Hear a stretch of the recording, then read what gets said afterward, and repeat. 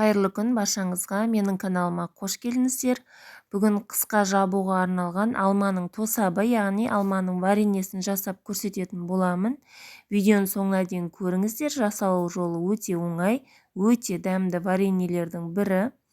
Видеоның соңына дейін көріп, менің каналыма тіркелмеген болсаңыз, каналыма тіркеліп, лайк басып қойыңыздар.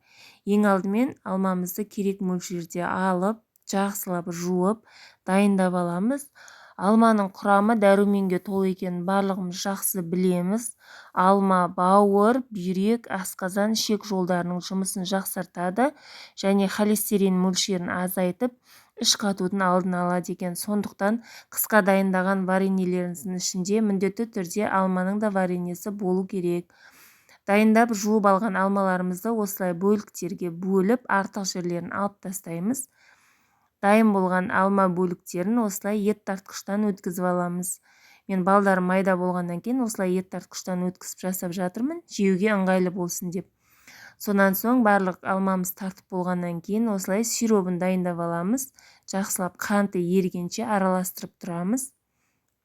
Сироп қантының барлығы еріп, сироп дайын болды. Дайын болған сироптың үстіне ет тартқыштан өткізілген алмаларымызды саламыз және жақсылап араластырамыз. Осылай ет тартқыштан өткізіп жасасаңыздар, жеуге ыңғайлы, өте дәмді болып шығады. Барлығын араластырып, оттың астын баяу отқа қойып, осылай 25-30 минут қайнатамыз. 30 минуттан кейін вареньеміз дайын болады. Дайын болған вареньелерімізді стерилденген банкілерімізге құйып, қақпағын жауып, осылай әп-сәтте оп-оңай қысқа вареньелеріміз дайын болады.